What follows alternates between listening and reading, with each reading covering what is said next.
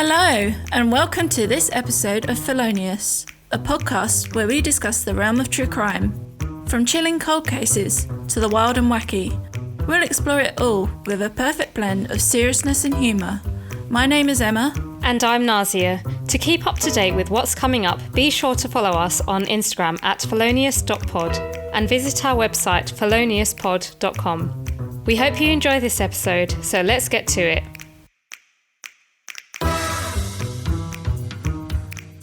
So in this very first Patreon episode, we will find out what Charles Sobhraj has been doing since his release from prison in 2022.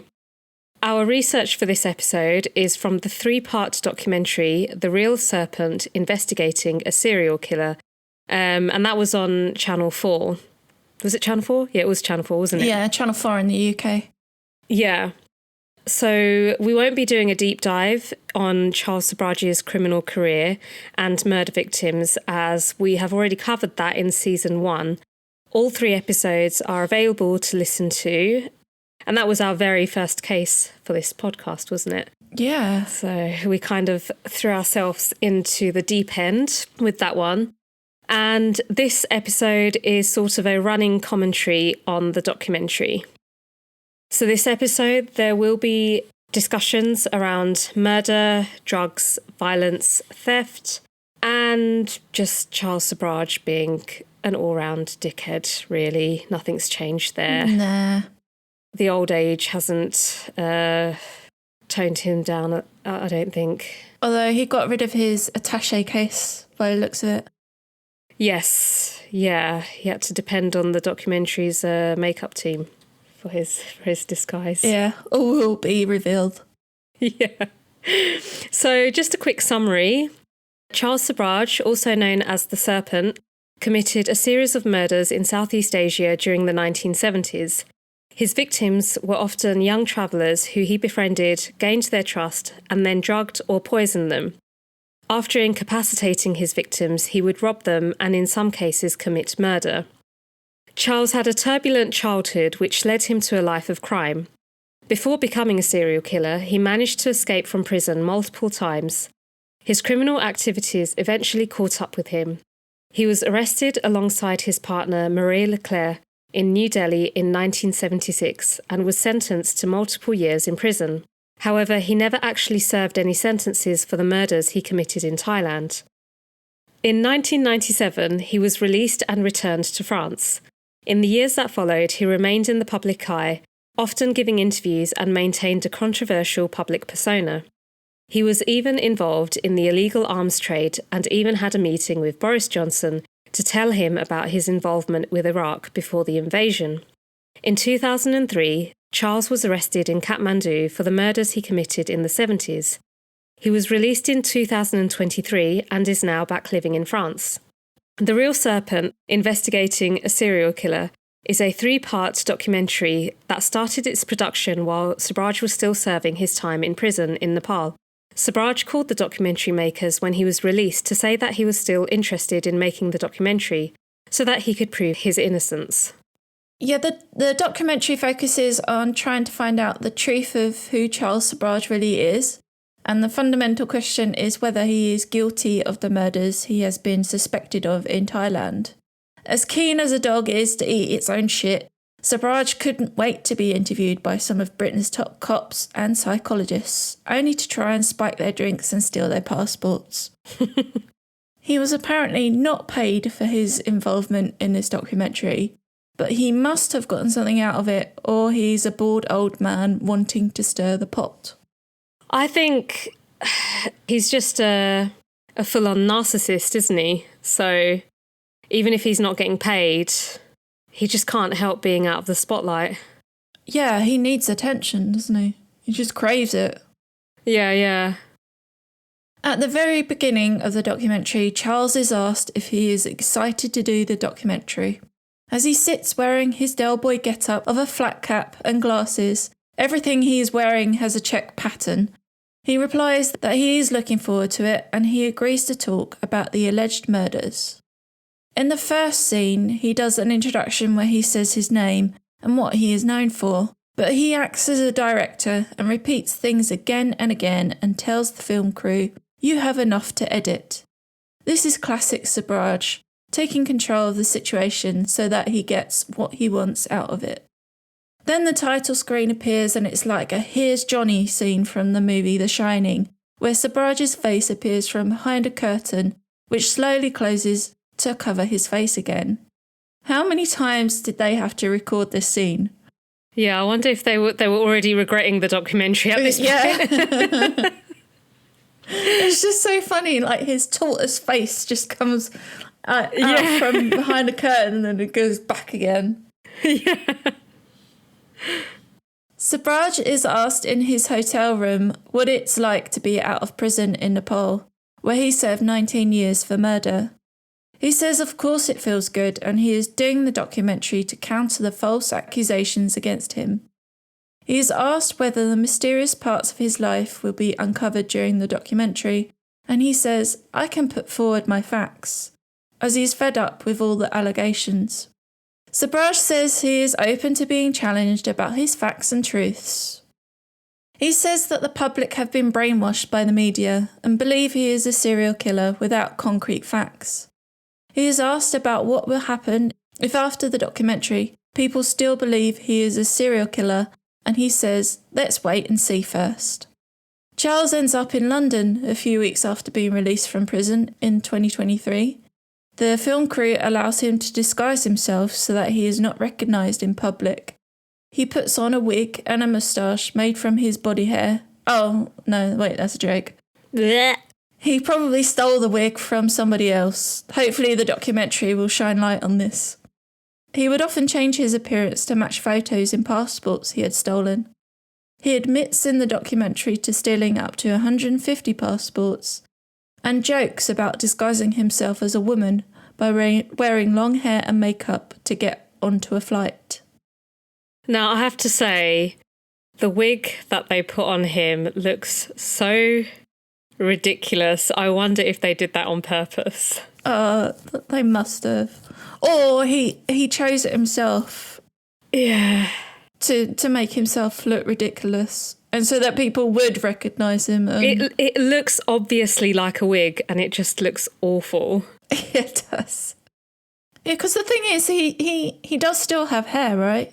Don't know, because all the recent pictures of him have, he's got the flat cap on. Yeah, that's true. And I don't know, maybe they didn't want to stretch their budget to have a more realistic wig. I don't know. It just looks terrible. He would have been better off just keeping on a flat cap. Yeah. He has someone help him put that on as well. Yeah. He is asked what would happen if someone recognises him, and he says that if they are insistent, then he would come clean and he wouldn't run away, as he is sure they would like to have a drink with him. He says that he doesn't like being recognised and would rather be left alone. So why is he doing this documentary for a major broadcaster in the UK? I know, right? The documentary shows him walking on the embankment near the Houses of Parliament in his disguise. He says that when he puts on his disguise, he is like a shadow, and that's why he was so effective at fooling people who he met at mostly 5-star hotels. Oh, it's like already you can smell the BS from this man.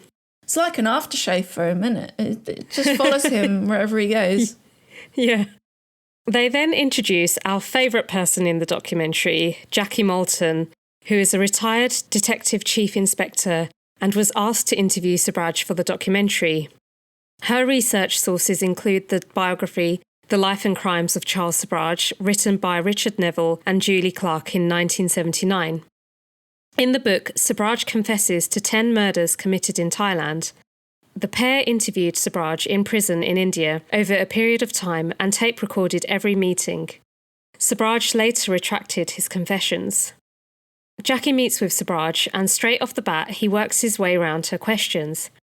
He can't describe himself as his life is so complex and it's up to the public to decide who he is as a person.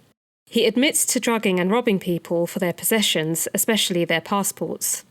Jackie then asks him about the confessions of murder in the Neville and Clark book, and if he had thought about the ramifications at the time.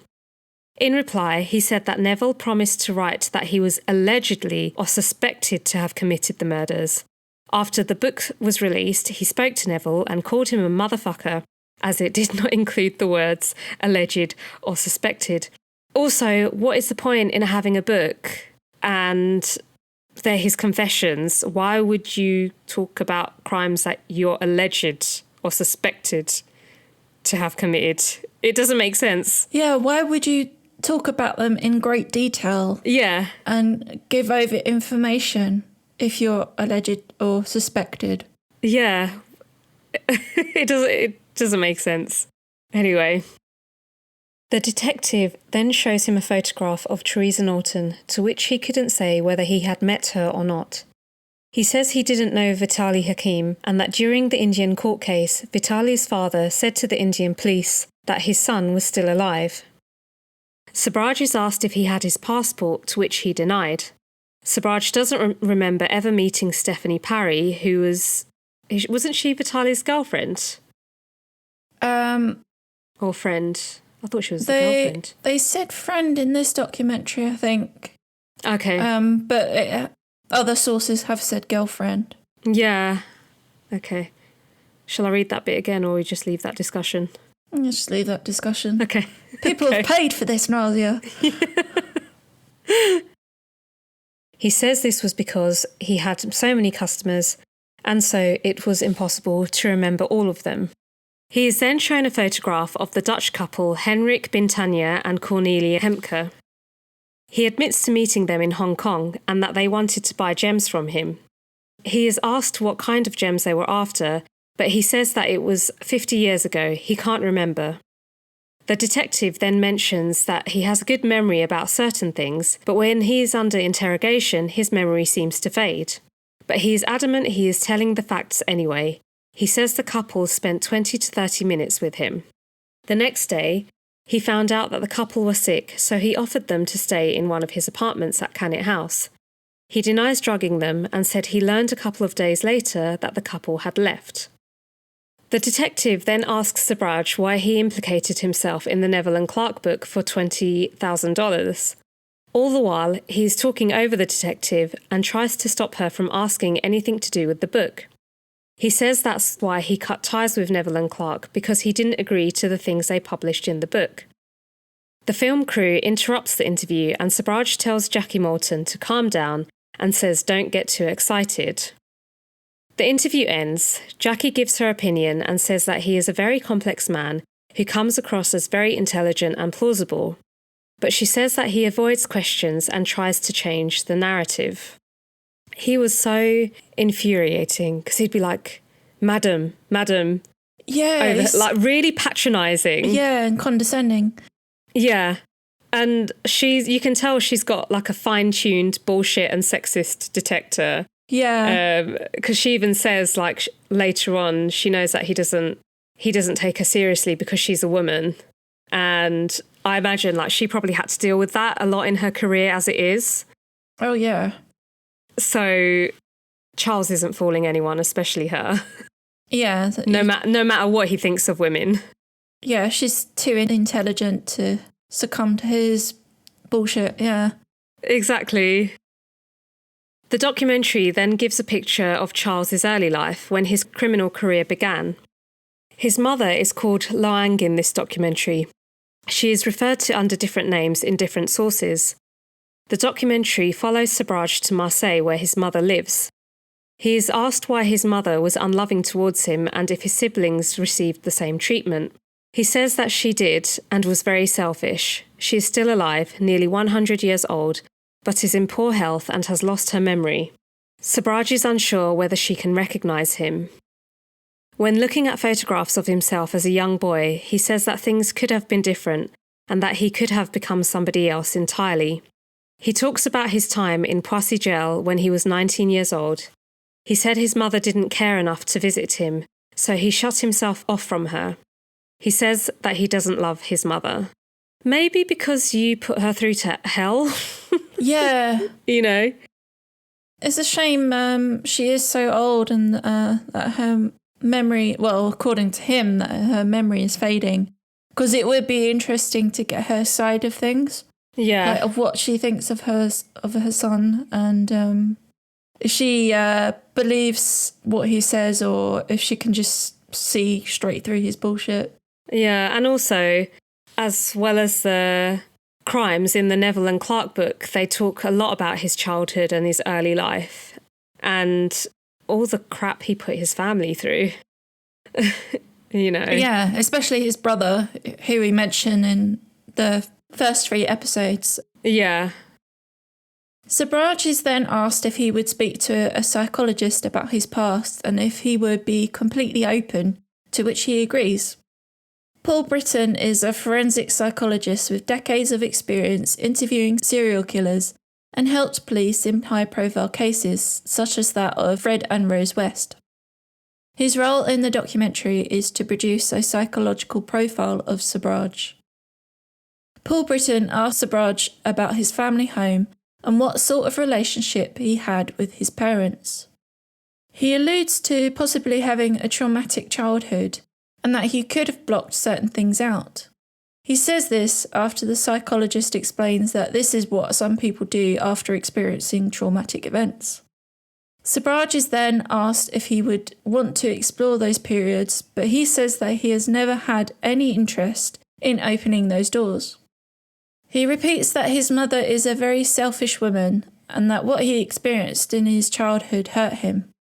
He hasn't thought about how he coped with it and he can't forgive his mother. The psychologist then asks what Sobhraj would say to his mother, with a chair acting as her.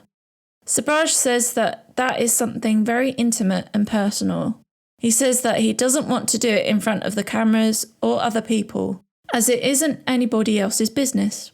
So he refuses and says that he has a right to privacy. The interview then concludes. I thought he was going to be open, like completely open. Yeah, because when he's asked about doing the documentary, he wants to change people's opinion of him, but then he's not giving anything away. He's just giving them very little, and what he is giving them is obviously, dishonest. Yeah. It's just frustrating to watch. We then see a clip of Sobhraj walking through Paris wearing a bucket hat, looking a bit like Wurzel Gummidge. He then speaks about his first wife, who was beautiful and intelligent. There was an instant attraction. He is then asked if there is anything that keeps him awake at night, and he says thinking about the future and making sure not to make a mistake again. Which ones, Charles? The robberies, murders, druggings, ruining several women's lives, lying to many people, escaping from prison several times? Or is he referring to his wardrobe choices? Who knows? Or maybe he just never wants to swallow a spoon again. Yes. That's in episode 1, by the way, listeners. Yes. He says that he has done wrong things, to which he says he has admitted to, but he still denies killing people. The documentary then explains his time with Chantal Compagnon, which is his first wife, and that they had a baby. They were arrested for not paying a hotel bill. Charles escaped and left Chantal in prison in Afghanistan. He decided to reunite with his daughter, who was in Paris with Chantal's parents. He admits to drugging Chantal's mother to make her fall asleep so he could take his daughter. He then drove to Qatar towards the Iranian border. While on the way to the border, Sobhraj picks up a Dutch tourist, Georgina Nunes. She's called something else in the Neville and Clark book. I think it was Diane or something, wasn't it? Yeah, I think it was Diane or Diana, yeah. Yeah, we should know this, but it's been a long time. It's been several months, guys. Yeah. It is believed that she is the witness to his first murder. Detective Jackie Moulton interviews her. Georgina was 18 years old when she left Holland and went to Goa. She met Sobhraj and was straight away suspicious of him, despite his charm, as he was a businessman socialising with hippies. Georgina describes an instance where Sobhraj suddenly pulled her nose ring out, causing blood to go everywhere. She was obviously shocked and Sobhraj didn't apologise. She said his eyes had no emotion in them. She didn't say there was any reason for him doing that either. No, he just did it. Like, out of the blue. Maybe it's just this weird power play. Mm. And she's like 18 years old. Yes. A young traveller. So she was terrified of him, and he had taken her passport, so she had no way of escaping. He took her to Pakistan, where the car they were driving broke down. Sobhraj claims that he commandeered another vehicle, which was a taxi. He says that in Pakistan he knew a guy called Fez and asked him for a car. He got the car, and while driving through the desert heat for 100 kilometres, Sobhraj claims that Fez says, "You know, the driver, I put him in the back." So Fez is never mentioned in any other sources. No, not in the book, not in the other interviews that he's done. Yeah, neither in Farouk Dondi's book, which we cover in episode 3. Part 3, sorry. Sobhraj says that Fez went to check on the driver in the trunk, and he followed. The driver looked dead. He had died of dehydration. Sobhraj says that he's not implicated in the death of the driver, as he was not the one who stole the car and put the driver in the trunk. He says that he felt sad that the driver had died, especially as his daughter was there. However, Georgina gives a different account of events. She had been in the taxi and remembered its driver very well. Georgina describes the driver as a Pakistani man who is a father and a very nice man. His name was Mohammed. Georgina says that in the middle of the night, Sobhraj visited her at the place where she was staying and said there was a taxi outside. Mohammed was not in the driver's seat. As they were driving, Sobhraj told her that Mohammed was in the trunk. He said that he was going to give the driver some sleeping pills and leave him at the side of the road. He joked about how the driver would notice when he woke up that he didn't have his car. Sobhraj prepared a syringe filled with a sedative. He would stop the vehicle every so often to inject Mohammed with the sedative. Georgina had had enough and followed Sobhraj to the back of the car, and she saw Mohammed in a pool of blood. She could tell that he was dead. Sobhraj said that maybe he had given Mohammed too much sedative. No shit, Sherlock. Georgina said no, she had explained that it was too hot, and that combined with the sedative is what probably caused his death. She said to his face that he killed the driver, and Sobhraj said that it was just an innocent mistake and laughed it off. Sobhraj threatened her not to tell anyone, otherwise he would kill her. Georgina never met a man called Fez on that trip. So as we said, this guy Fez has never been mentioned until now. And also in the Farouk Dondi book, Hawk and Hyena, there's a bit where Chantal Compagnon makes out she was there and not this Georgina or Diana or whatever her name is. If we go on what Georgina said, that Chantal wasn't there. Yeah, and also Chantal never mentions this Fez guy, so it's like Charles is trying to come up with new lies. Yeah, to cover already existing lies, which cover the truth. Exactly. And considering he can't remember so many things because they were 50 years ago, this was even further back in time. So, he's got very selective memory.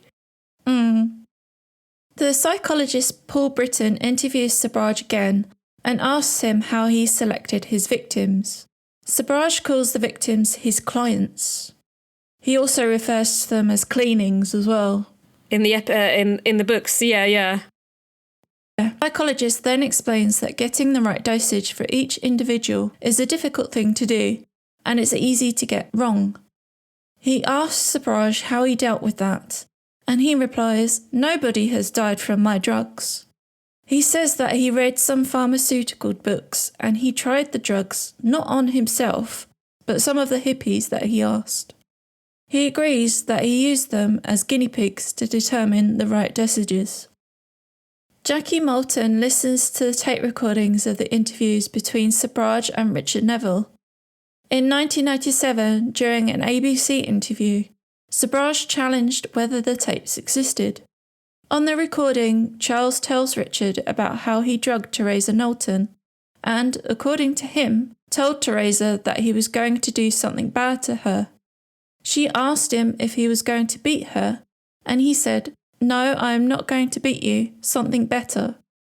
Jackie says it comes across as though Sobhraj enjoys these situations. There is no shame and no remorse. In the recording, Sobhraj then details the way he killed Vitaly Hakim. He says, "I took one of his clothes, I put it on his face, and I pour gasoline on it. And I start running to the car because, of course, there will be a big flame, and then whoosh." Jackie Moulton says that he appears proud and that he thinks he's some sort of gangster. Another recording captures Charles saying, "I hope all this stuff won't hang me one day," and then laughs. Why would you say that if you then say that you haven't committed these murders? Well, it doesn't make sense, does he? I think at the time, this is my take on it, at the time he was a lot younger and a bit more cocky and a narcissist, so he wanted, don't know, some sort of fame from these murders. I don't know where I'm getting at with this. But obviously he's like evaded justice, so now he's like going back on everything he said. Yeah, right, okay. I don't know. I don't know what to make of him. Yeah. To be fair, he's not your typical serial killer, that's for sure. He's a fucking liar, that's what he is. Yeah. In Marseille, the film crew takes Sobhraj to the beach. A wave makes him fall over and then he tries to swim. But then he realises he can't due to the weight of his wig. He makes the excuse it's too cold. The film crew ask about his scar on his chest, which was due to a heart operation he had while in prison in Nepal. The documentary maker spoke to the surgeon, who said, "I held in my hands the heart of the most evil man in the world." Sobhraj says in response, "Well, people get drunk with power." Wouldn't you know, Charles? Yeah. The film crew ask how he kept in such good shape in prison, and he says that he did a lot of martial arts. The film crew then mentioned Teresa Knowlton's murder in the water, and Sobhraj says it was an accidental death. He said he remembers her name. The film crew take it further and mention that in Neville and Clark's book, it says that he told AJ to drown her because she was a drug addict. He replies, "That's absolutely rubbish." He is then asked if it was possible AJ drowned her, and he says no, and he didn't want to accuse AJ. I thought he told Jackie Moulton that he didn't recognise Teresa. Oh yeah, so now he knows who Teresa Knowlton is. Yeah, all of a sudden he remembers her. Anyway. The documentary maker tells Sobhraj that they need to focus on the 30 murders he has been suspected of. He straight away corrects them and says it is 37. He says he didn't murder anyone, so he can't be guilty of any number. He says Marie-Andrée would go to hotels to pass out his business cards for his precious gem business. He also hired AJ Chowdhury, who he claims in the book acted as his henchman. AJ's whereabouts are still unknown. Sobhraj is again asked about the murder of Teresa Knowlton. Now he says he doesn't remember anything due to the fact he has so many customers and that he absolutely did not murder Teresa. That's convenient. They then talk about Vitaly Hakim. He's like a yo-yo, isn't he? Yeah. He doesn't remember Vitaly, yet he boasted about killing Vitaly in the recordings made by Richard Neville. The film crew questioned Sobhraj about witnesses saying that both him and AJ returned to Cannet House the day after Vitaly was found, smelling of petrol. Sobhraj says he would like to meet the person who claimed this because he never had petrol on his clothes. He then tells the film crew that 6 or 7 months later, the Thai police asked for Vitaly's father to come and identify his body. He explains how Vitaly's father claimed that it wasn't his son, as 2 months after his death, he stayed with his family in their house. Sobhraj doesn't remember Vitaly's girlfriend, Stephanie Parry. It's the first time he's heard her name, apparently. In 2014, Dominique Renolo did an interview about Sobhraj. He says Vitaly Hakim, the Turkish guy who spent a whole day at the house, he met Sobhraj and Stephanie Parry, the French woman who also disappeared. I also met Henricus and Cornelia, the couple from Holland. They arrived at the apartment in mid-December and stayed 2 days. Sobhraj admits to knowing the Dutch couple as he met them in Hong Kong. They said to him that they wanted to go back to Bangkok to buy some jewellery. They bought some gems from him and stayed at Cannet House in another apartment Sobhraj owned. The first time he had heard he was accused of their death, he says, was after he left Bangkok. He then denies that anybody stayed at Cannet House, especially the people who ended up drugged and dead. He says those that were at the apartment were his customers, and something happened to them, which he can't be held responsible for. He says that the murders happened in a space of 2 months, and tries to say that he was normal before this period, and asks if it is possible for someone to go crazy for a couple of months and then return to normal again. Jackie Moulton looks at the reports made by the Thai police and Interpol. They contain evidence of the murders, including Vitali's passport, which was found in Sobhraj's apartment in Cannet House. Sobhraj blames his downfall on Herman Nippenberg. We've been saying that name wrong. Yeah, same with Angela. It's Angela. Yeah. But I'm sure in the Netflix drama they say Knippenberg. Yeah, I can't remember how they say Angela's name, but yeah, we apologise for any previous mispronunciations. Sobhraj says that Nippenberg genuinely believed he was involved in the murder of the Dutch couple, but after seeing the media coverage on the case, his mind apparently changed, which is total bullshit because Julia Clark interviewed Nippenberg in 2019, and he was still of the opinion that Sobhraj is a serial killer. Sobhraj said that Nippenberg wanted to exploit him for fame and money, of course. The documentary makers tried to track down Angela Nippenberg, now known as Angela Kane. Jackie Moulton wants to bring in another detective. Gary Copson, who is a commander in the Met Police, is tasked with interviewing Angela in Austria. So Angela played a crucial part in constructing the report that was sent to Interpol, which caused the Thai police to arrest Sobhraj. Angela says that the embassy received a letter from Henk and Cornelia's parents to say that they had met a French gem dealer, Alain Gauthier. Nobody recognised the name. The embassy found out about Nadine Giers, who was living at Cannet House and had witnessed some of the things Sobhraj had been accused of. A couple's body were found, with the female wearing an item of clothing with a Made in Holland label. The embassy asked the Dutch couple's families whether they had any dental records they could send to help identify the bodies.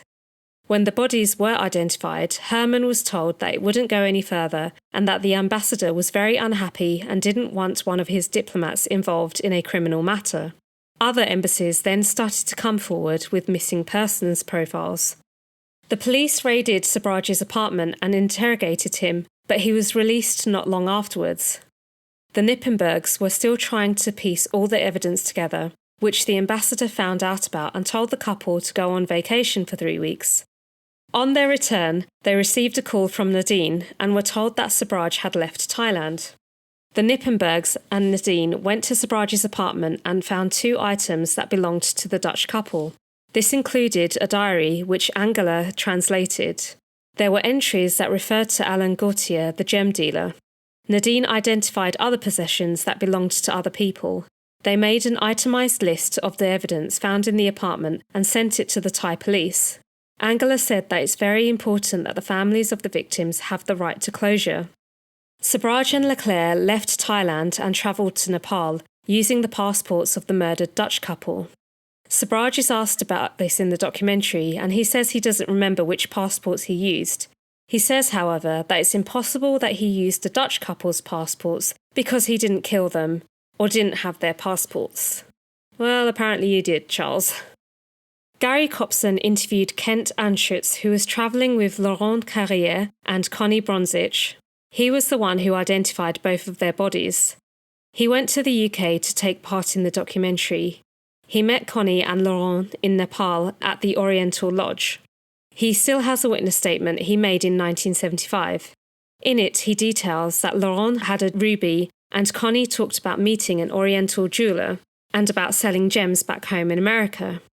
He identified Laurent based on his height, and his Australian friends identified Connie as they recognised her jewellery. Kent hadn't met Sobhraj until he was at the police station and saw a couple in another room. An article later came out in Time magazine with a picture of a man and a woman who he recognised as the couple he saw at the police station. Kent says in the documentary that Sobhraj deserved to die in prison or to have been executed. Paul Britton interviews Sobhraj again to explore his risk-taking and repeat offending and the origins of his behaviour. Sobhraj is asked if he plays any games, and he says that he is a good chess player. He is then asked how much of his life has been guided by the same strategic thinking he uses in chess in order to understand the other person's likely move. He says he never uses this in other parts of his life, but he never lets the situation overcome him and tries to analyse it with a cool head. Paul then asks about the criminal activities Sobhraj has admitted to being involved in. He says there was no risk in drugging people and taking their possessions. He said he felt sympathy for his victims who he drugged and regretted the fact he had to do it. Paul then confronts Sobhraj about how he could feel sympathy for the victim. Sobhraj then says it depends who they are. Now, I have an issue with this because in previous interviews, Charles was like, well, they were druggies anyway. Yeah, they were hippies. Yeah, they were drug addicts and hippies, and like he's very dismissive and derogatory about them. So again, he's just BSing in this interview. He is then asked about his successes in the multiple business worlds he has been a part of. He refuses to talk about that. He is then asked why he didn't choose to become a legitimate businessman like his father and chose the life of drugging people and his gem business. He says because if he went back to France, he would have had to serve 3 years in jail. But Paul points out that he had to spend 40 years in jail in Nepal. Sobhraj says that he was obliged to use passports, which he admits was immoral, and apologises. And it's just such an insincere apology. It's so dismissive. Yeah. In 1976, Sobhraj and Leclerc escaped Thailand to India, where they tried to drug a group of French tourists in order to steal their passports. Sobhraj is asked in the documentary what led him to do this, as he had only concentrated on 1 or 2 victims at a time. He says he saw the 60 French tourists and thought it was easier to do it in one shot. He was confident it would work. He says that they got capsules of antibiotics and changed the powder with the drugs. He gave the first capsules to the team leader and his wife. When he reached the last people in the group, the first started to react to the drug. The hotel staff started to panic and were confused by the whole situation in front of them. The police were then called and Charles was arrested. He was taken to Tihar jail. Jackie Moulton interviews Daniel Rock, Marie Leclerc's lawyer who represented her in India. He received a call from Marie's sister who told him that Marie was wanted for 18 murders in India. There were reports circulating that she was Sobhraj's accomplice. When Daniel met Marie in Tihar jail, she didn't want anything to do with Sobhraj. She didn't want to admit to making a mistake. She realised soon after meeting Sobhraj that he was a criminal, but never considered that he could be a killer. Daniel says that Marie never said that she was an accomplice or involved in drugging Sobhraj's victims. But Jackie then brings up the fact that Nadine and Dominique both witnessed Marie giving drugs to the victims, and Dominique himself was a recipient of those drugs. Jackie also doesn't believe Marie didn't know anything, as she was having a sexual relationship with Sobhraj. But Daniel responds by saying Sobhraj is a very good fraudster, and you can't believe a single word that he says. Sobhraj says that by putting Marie Andrea in jail, the police were sure he wouldn't escape. But then she was diagnosed with ovarian cancer. The Supreme Court of India gave permission for her to leave India and seek treatment in Canada. Marie says in a press conference after her return to Canada, "In a year I would like to return, I don't know. In a year I might be in my grave. With all that I have experienced, the great joys and all the tears that have fallen, I do not regret having left here in 1975. Sobhraj says because Marie was with him, her cancer was not detected in time, and that is a thing he has regretted and will do for the rest of his life. And then he apologises, and his voice cracks and he pretends to wipe tears from his eyes. He says he regrets it because she was such a nice person. He then asks for a break. Yeah, it's like the most emotion he's trying to express. Yeah, you can see it's put on though. Yeah, it's not very convincing at all. It seems like he only goes for nice women because he thinks they're easily corruptible and he can get them to do what he wants. Yeah, exactly. Jackie Moulton then reads a letter penned by Sobhraj to his mistress, Rooney. It says, "Andre has now gone to Canada with a new passport, so don't be worrying about her anymore." He was in a relationship with Rooney while he was with Marie-André. Jackie says that Sobhraj is narcissistic and only cares about one person, himself. She doesn't believe that he loved Marie-André at all, or his regrets about her being involved in his business. Marie loved him unconditionally, despite how controlling and manipulative he was. She was trapped by him, wasn't she? So... Yeah, he used to keep her in hotel rooms and... Yeah. Lock her in places, didn't he? Yeah, exactly. And he took her passport, let her visa run out, so she was completely at his mercy. Sobhraj is presented with a first edition of the Richard Neville and Julia Clark book. He mentions that he was acquitted of all the murders that were mentioned in the book, which is completely false. He didn't have to stand trial for them because the statute of limitations had run out, and India didn't have an extradition treaty with Thailand. He says he regrets doing the book, and what was published is a complete lie. He is asked who he thinks committed the murders, and he says that it's still an unanswered question, and he agrees that it must have been a lunatic or psychopath. I think he's got one of those, right? A psychopath, definitely. Yeah, and it's him. Yeah.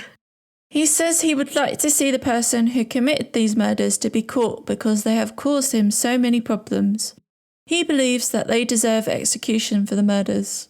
He displays no emotion during this other than frustration for the amount of problems the killer has caused him. Again, utter bullshit. Jackie Moulton and Gary Copson come together to discuss evidence about the murders they want to confront Sobhraj with. Jackie has managed to track down Nadine Giers, and she agreed to talk to her. Nadine still lives in Thailand. She says that she quickly became friends with Marie, who she knew as Monique. She says that Marie spoke to her about how Sobhraj had taken her passport and her money.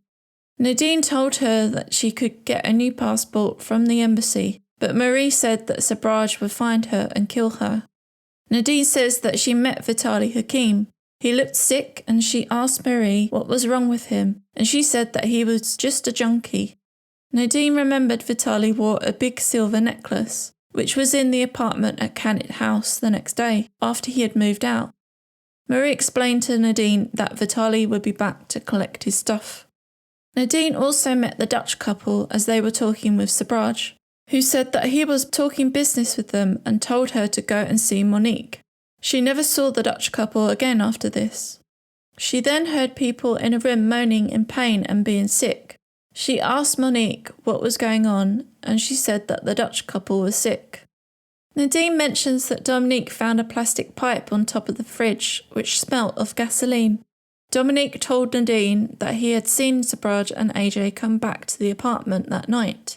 They put the pipe on the fridge, and their clothes and shoes were muddy. Dominique then showed Nadine the newspaper articles and said that Alain, Sobhraj, was killing people. He showed her the one of the Dutch couple she had met a few days previous.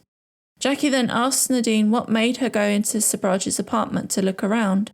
She wanted things to move on and stop him, but she needed evidence. She found Cornelia's diary, and she went back to the apartment a second time with Herman and Angela Knippenberg. They found photos, a box with flight tickets, and the medicine calpectate, which Herman had tested and said it was mixed with strychnine. After that, she had to act normal around Marie and Sobhraj. She was very scared something was going to happen to her. After serving 20 years in Tihar jail in India, Sobhraj was released. As mentioned, the statute of limitations for the murders in Thailand had run out, and Sobhraj couldn't be tried for the murders there. After his release from prison, he was deported to France. Then 6 years later, he travelled to Nepal, where he was arrested and sentenced to life for the murders of Laurent Carrière and Connie Bronzich. He says in a recording at the time that, "I am shocked to get the conviction without trial. They didn't even call a single witness, nothing." Sobhraj claims again that Knippenberg played a part in his imprisonment in Nepal. He says Knippenberg bribed the police and judges in Nepal to keep him in jail. Knippenberg has always denied these claims. Jackie Moulton and Gary Copson take an overview of all the evidence they have managed to collect to challenge Sobhraj's version of events. They want to explore the murders in Thailand of 5 more committed in Nepal, India and Pakistan. All the murders have similarities, and to investigate them further, police intelligence analyst Sam Robbins is called in. Sam looks at all of the evidence and creates an association chart, which could be helpful in the final interview of Sobhraj. An association chart helps link people, places and events, and how they fit together. Sam says the passport information is key in linking Sobhraj to the victims. Vitaly Hakim's passport was used after he was killed.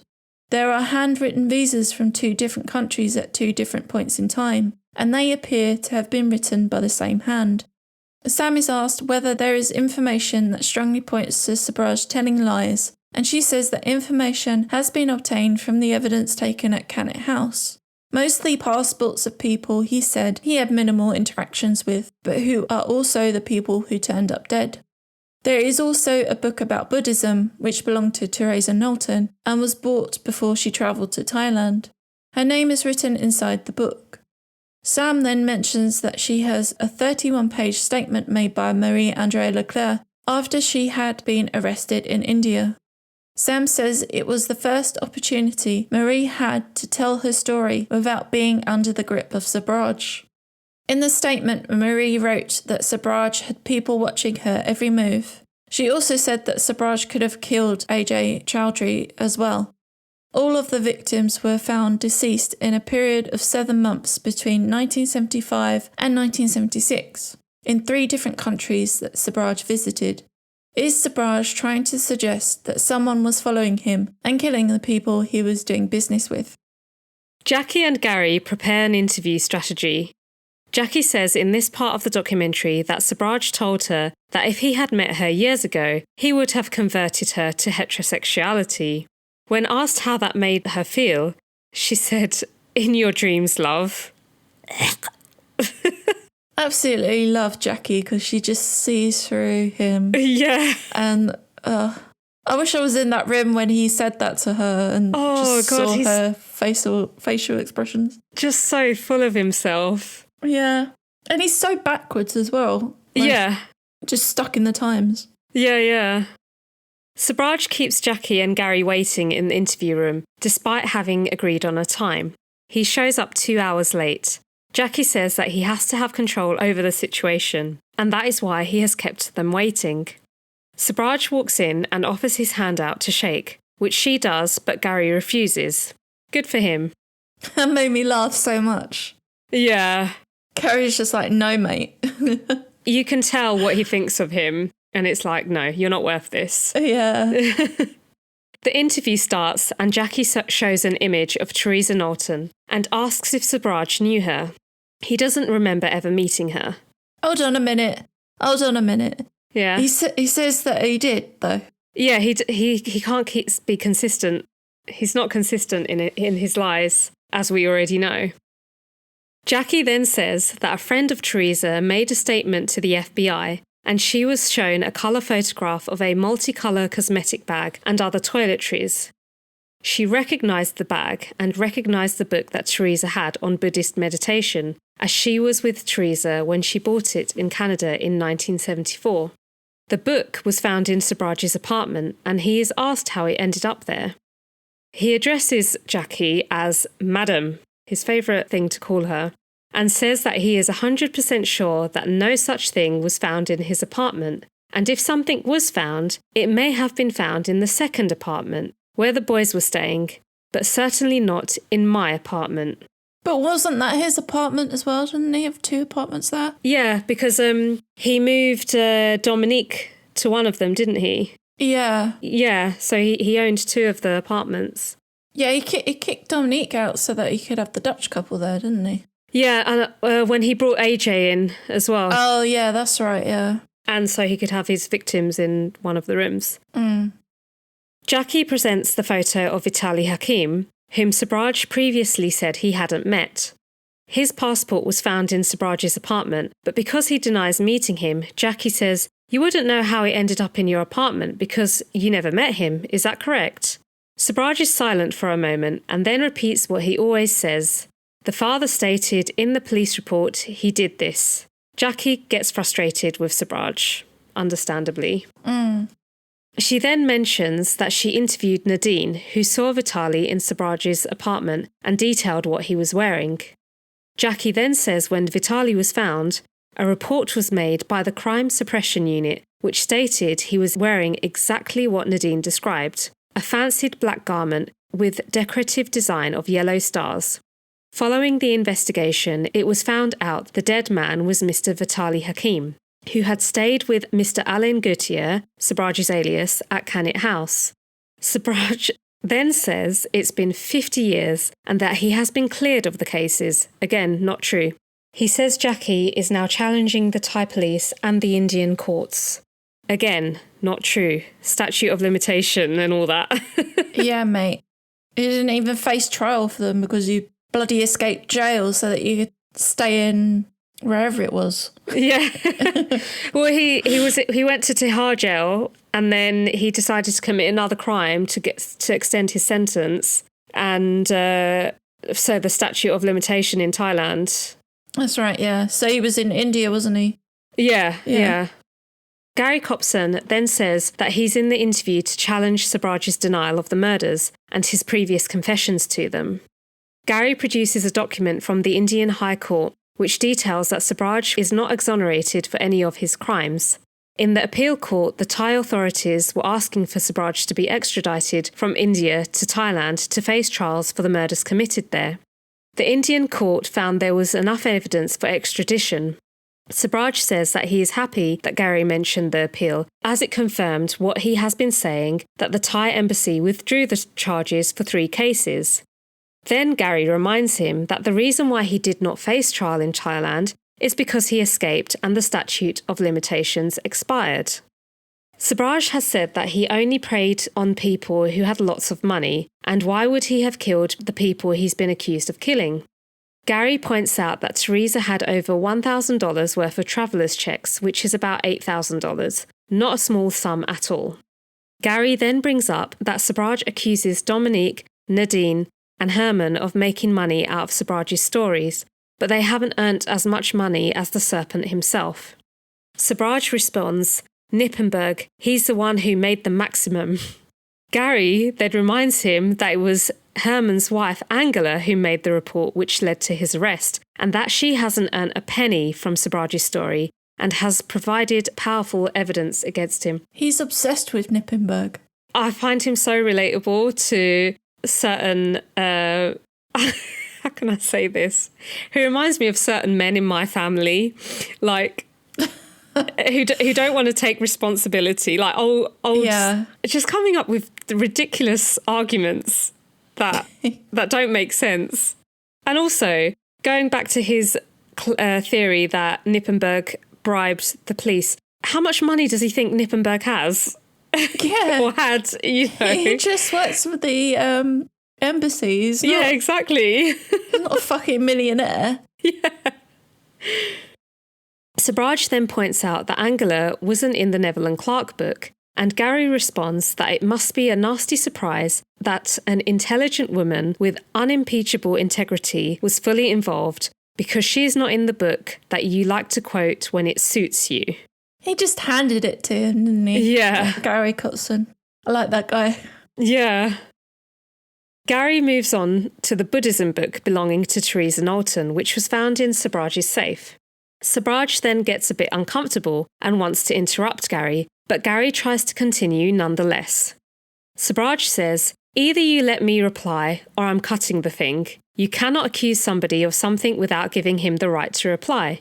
Gary then mentions Cornelia Hemke's diary, bag and medication that were found in his apartment.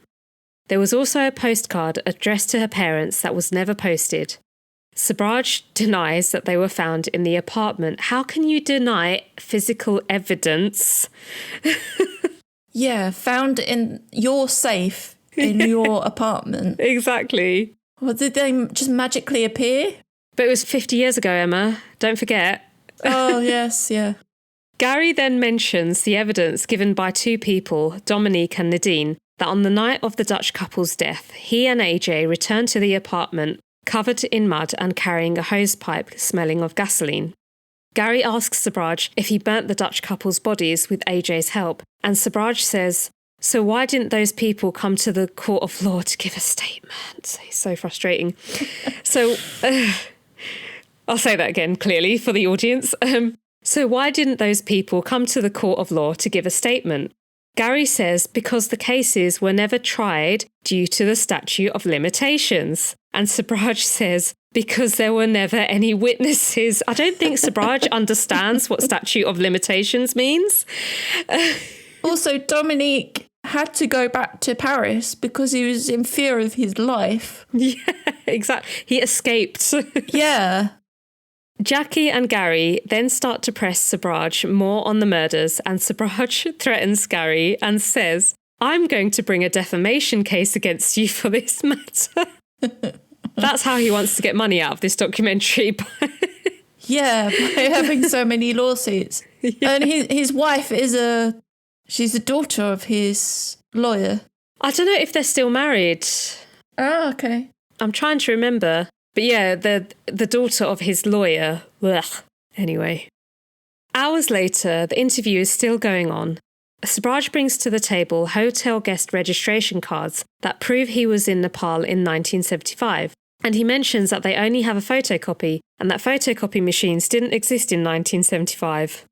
Then Jackie pulls out an advert in the Bangkok Post, published in 1973 from Rank Xerox, which details that copying machines were invented in 1938 and that Fuji started its copying service in Thailand in 1967. Gary then mentions the strychnine found in Sobhraj's apartment at Cannet House. Sobhraj says the Thai police didn't find it. It was Nippenberg who said that he went to the flat and he found it. So please, check your facts. You are wrong. He then goes on to say he doesn't deny drugging people and stealing their passports. The interview comes to an end by Gary saying that Sobhraj is not a convincing witness. Sobhraj says that he is not a witness and Jackie agrees. He is a serial killer instead. Sobhraj then says, "Okay, we will meet in court, madam." No, he doesn't say madam, but he probably would have. The interview took 6 hours. Sobhraj says that Jackie and Gary had nothing to prove he was guilty. The documentary then moves on to the final psychological interview with Sobhraj. Paul Britton interviewed Sobhraj for almost 8 hours and now presents his psychological assessment of his personality and whether he believes Sobhraj is a danger to the public. Paul describes Sobhraj's personality, which is characterised by a dark triad. There are narcissistic roots, a self-love, and a want for people to worship him. Paul mentions Machiavellianism, and Sobhraj interrupts him with, "This is your opinion," and Paul agrees that it is, but informed by many years of experience, study, and working with others in the same situation. Paul says that Sobhraj has a need to control and direct situations, and have other people subjugated to his will. Sobhraj says, "I have never tried to control other people." Yeah, right, you didn't steal people's passports and keep them so they couldn't travel anywhere. No, you didn't do that at all. And all the women that he's had, well, most of the women that he's had a relationship with, he hasn't tried to... Yeah, he didn't emotionally control them, Nazir. Yeah, no, not at all. Paul then says that Sobhraj shows characteristics shared with those who have psychopathy. Sobhraj begins to look very pissed off. Paul mentions Sobhraj's want to concentrate on one detail and repeat himself constantly in order to distract attention away from other matters. Sobhraj says, "I believe in this program. I have been asked 300 to 400 questions and I never refused any question." Yeah, you did. Yeah, exactly. There were various questions and areas he didn't want to explore with Paul about his earlier life and about the murders. This tactic of concentrating on the details that matter to him, it has meant Sobhraj has spent decades in prison and numerous people have been hurt along the way. But Sobhraj is still adamant that he never caused anybody serious physical harm, but then he agrees that giving people drugs is hurting them. Paul thinks Sobhraj doesn't have the capacity to look back at his life and analyse his mistakes and how he wasted his life. Sobhraj does his normal tactic of talking over Paul and makes a pitiful apology to the people. Paul then says that his apology is just words and there is no emotion behind it. Paul then expresses his belief that Sobhraj was abused as a child, both at home and in the world in general. Then Sobhraj accuses Paul of giving him excuses for his behaviour and goes on to say, "If I have done something, then I'm responsible for it and I pay." So, are you paid by escaping prison numerous times then? Exactly. Paul then goes on to say that Sobhraj chose his path and the decisions he made were deliberate. He is also of the opinion that Sobhraj is a dangerous person. Then there is a silence between them. Sobhraj finally shuts up. Paul believes Sobhraj isn't suddenly going to do what he did in the past by hurting lots of people, but he has learned to use his charm and social skills to seduce people into doing what he wants. He will hurt somebody for trinkets, and I think that still remains an issue, Paul says. The documentary ends with Sobhraj saying he has put forward his facts, and he will let the people decide whether or not he is a serial killer. The final scene is a phone call with Gary Copson, who says, "It occurred to me that the Dutch can pursue the murder of Dutch citizens anywhere in the world. Also, no statute of limitation, but a public interest test. The murders of Cornelia and Henk are simply atrocious, so they could get these murders that were committed in Thailand into court. And it feels really important to me, so I'm not so much suggesting that we should do this, but that we must do this." All of the experts who interviewed Sobhraj and took part in the documentary have sent a report to the Dutch authorities and international criminal justice agencies. Let's hope they fucking get him. Yeah, I mean, that's really interesting, and I wonder why that wasn't picked up before. Yeah, that really surprised me. Yeah. I don't know if it's a new thing in the law there or whether it's always been in existence. Who knows? Or maybe, I mean, this is just my speculation, but maybe because he was already in jail in India and they were expecting him to be tried in Thailand, and so many years passed, who's going to keep track of that? You know, yeah, the Dutch authorities they've probably got their own, you know, many other crimes to deal with. But that would be brilliant if after all these years he gets at least tried for two of the murders. And he'll be in Dutch prison, which I don't think he'll be able to swallow any spoons, spike any of the guards' drinks, pretend to have appendicitis. He might get a bit high. But yeah. So I guess watch this space. Yeah. There might be another update episode. Yeah. On this update episode. Oh my God. I know. It's a story that never ends. Well, hopefully it does end at some point. But I mean, I don't know how old he is now. He's obviously getting on a bit. So yeah, I think he's in his 80s. Yeah. But the whole reason why they released him from prison in Nepal was because of his poor health. Right. But he seems fine. He's doing documentaries. He's earning money. Or not earning for money for this documentary, but he's falling over in water. He's wearing heavy wigs that make him fall over in water. He seems to be doing all right, so we'll see.